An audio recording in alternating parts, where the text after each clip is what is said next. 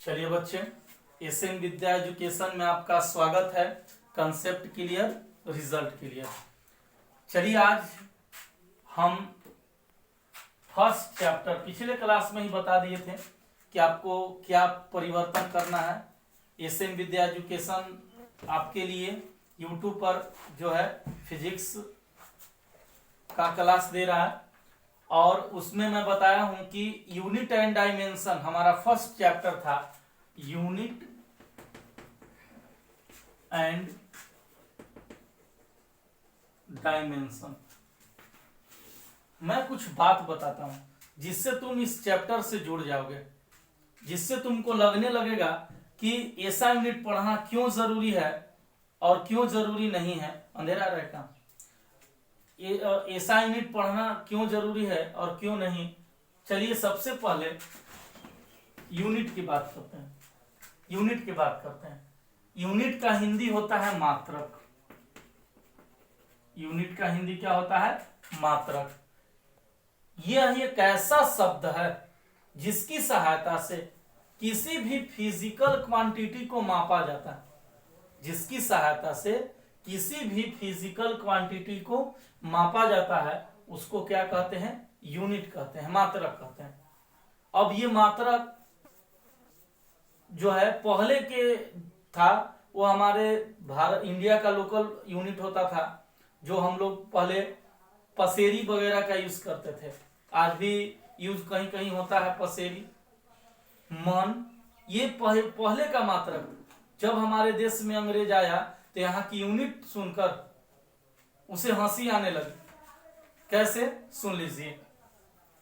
वो कहा, कोई व्यक्ति से कहता था कि भाई ये चौक कितना लंबा है, तो सोचा कि फीता उता भिड़ाएगा। वो सीधे अंगुली भिड़ाया, कहा कि आधा अंगुली। तो पेन दिया कि बताइए ये पेन जो है ये कितना लंबा है, तो सीधे बीता भिड़ा दिया, कहा कि आधा बीता। ऐसा यूनिट भारत के था। इसके बाद कहा कि वो ये तो बता दिया आसान, कहा कि बोर्ड की लंबाई कितना है। वो सोचा कि बीता भिड़ाएगा, बड़ी टाइम लगेगा। वो सीधे हाथ भिड़ा दिया और लिख दिया कि 3 हाथ के ये बोर्ड है। ऐसा यूनिट होता है। अब जैसे यदि कोई व्यक्ति से पूछता था अंग्रेज की आपकी लंबाई कितनी है, तो कहता था कि 1 बांस। अब बांस कहाँ है जी? तो कि मुखिया जी हैं। अब उसको खुद नहीं मालूम रहता था कि वो बांस की लंबाई लेंथ कितनी है। चलिए, तो धीरे धीरे जब अंग्रेज हमारे देश में आया तो FPS सिस्टम दिया। FPS का फुल फॉर्म होता है foot on second. Foot on second.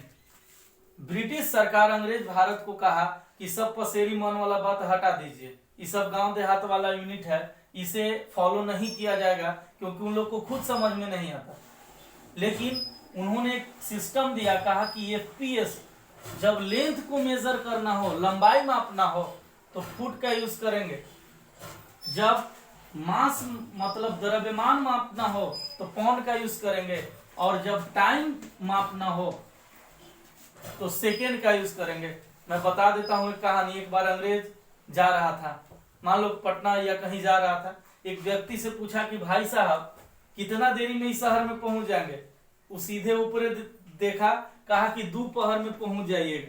अब ओकर घड़ी में पहर होबे नहीं करता, तो कहा कि सबके टाइमों गड़बड़ाल है, इसीलिए सेकेंड से मेजर करेगा। यानी कि ब्रिटिश पद्धति कौन था? FPS आया।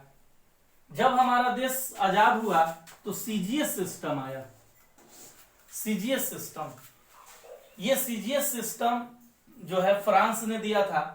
वो कहा कि देखिए 200 वर्ष तक अंग्रेज आपको गुलाम रखा, उसका यूनिट मानिएगा, हमारा यूनिट मानिए।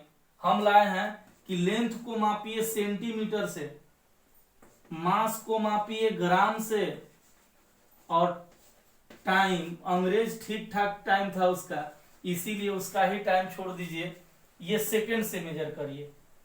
अब हमारे पास 2 यूनिट आया, एक FPS, दूसरा CGS, और तीसरा गांव देहात वाला। मैं अभी बताया कि कोई से पूछता था कि आपका जमीन कितना है, तो बोलता था कि 1000 बांस है। अब बांस से पहले मेजरमेंट होता था। अब ये दोनों यूनिट आया तो मार्केट में कोई व्यक्ति जाता था तो अंग्रेज के मार्केट है तो वहां एफपीएस लिखा गया ऊपर ही कि यहाँ एफपीएस से माप तोल होता है। अब बेचारा गांव के आदमी जाता था, कहता था कि भाई साहब आलू कैसे किलो है, तो कहता था कि 20 रुपये पाउंड। अब पाउंड के नामे सुन के साउंड बंद हो जाता था कि पाउंड कहाँ से आ गए। अब जो है सीजीएस सिस्टम आया। सीजीएस सिस्टम में जो है लेंथ को सेंटीमीटर, मास को ग्राम, टाइम को सेकेंड, ये भी कुछ क्षेत्र तक लागू हुआ। और इसके बाद एक गियोर्जिस सिस्टम आया, MKS, इसको गियोर्जिस सिस्टम कहते हैं। ये कहा कि देखिए इन लोग का ही दोनों यूनिट, केवल दो ही यूनिट लगाइएगा, हमारा यूनिट लगाइए। हमारा यूनिट में क्या है कि मास को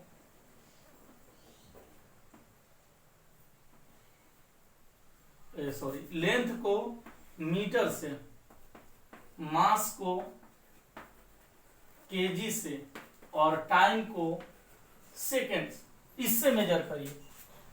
अब हमारे देश की स्थिति आप समझ रहे हैं कि जिस देश में 4-4 यूनिट है वहां कैसे विकास होगा।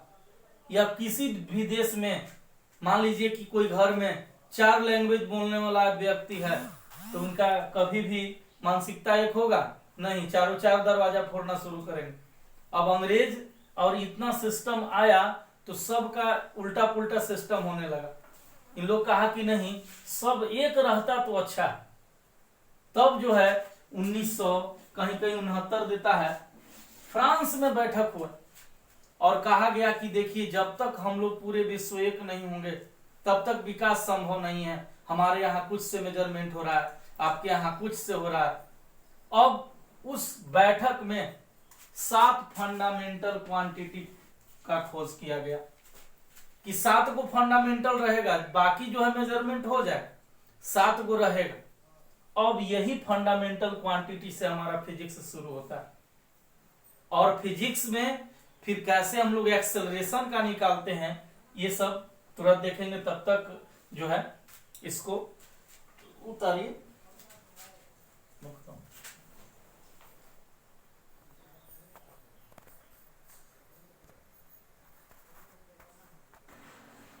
चलिए हम जानबूझकर एक कहानी सुना जिससे कि आप इस चैप्टर से जुड़ जाइए और आपको अच्छा लगने लगे। अब सीधे हम टॉपिक की बात करते हैं। देखिए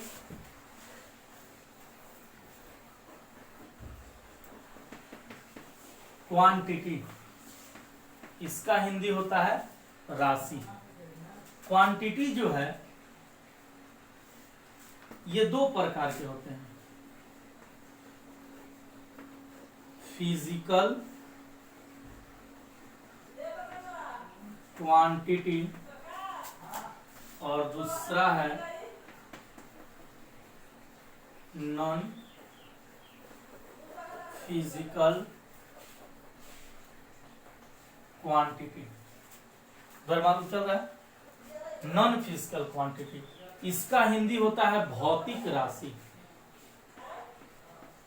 भौतिक राशि और ये है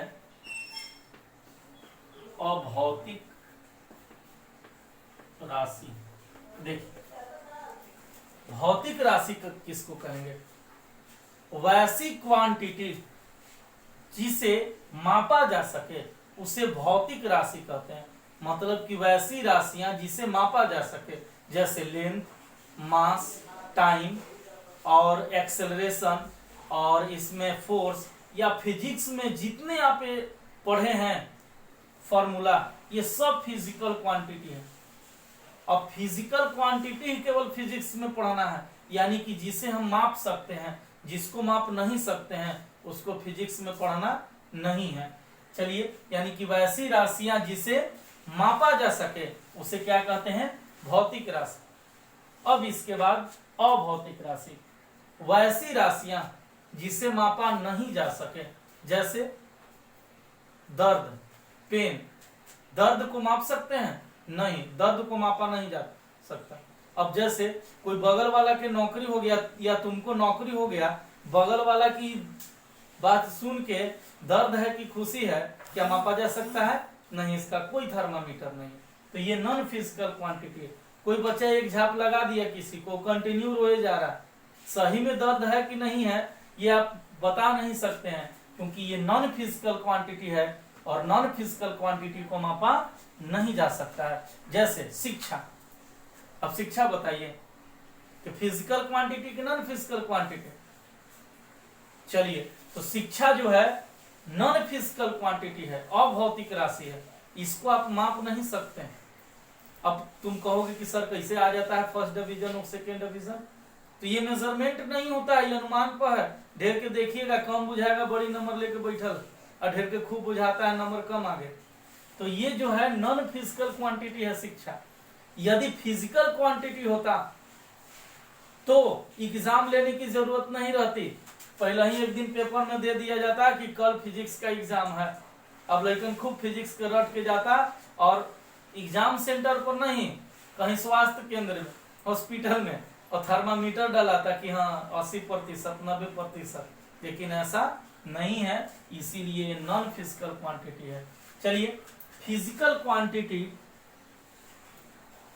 दो प्रकार के होते हैं। पहला है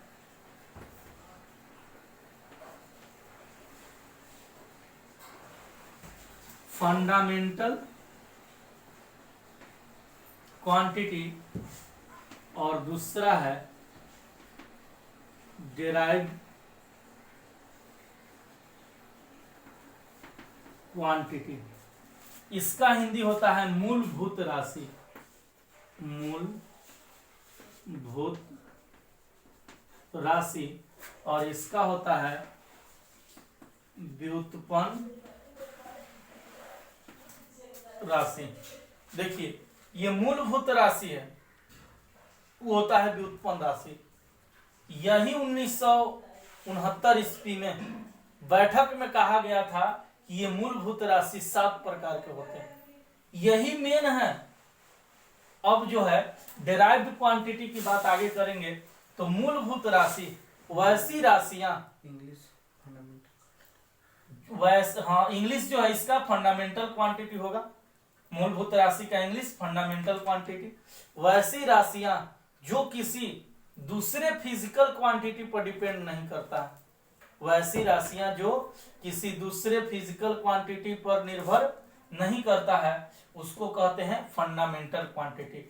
और डेराइव्ड क्वांटिटी क्या है? वैसी राशियां जो मूलभूत राशि यानी कि ये फंडामेंटल क्वांटिटी पर निर्भर करता है या फिर कोई फिजिकल क्वांटिटी पर निर्भर करता है, उसे व्युत्पन्न राशि कहते हैं। उसे क्या कहते हैं? व्युत्पन्न राशि कहते हैं। चलिए, इसके आगे जो है ये उतार लेंगे और डिफिनेशन लिख लेंगे।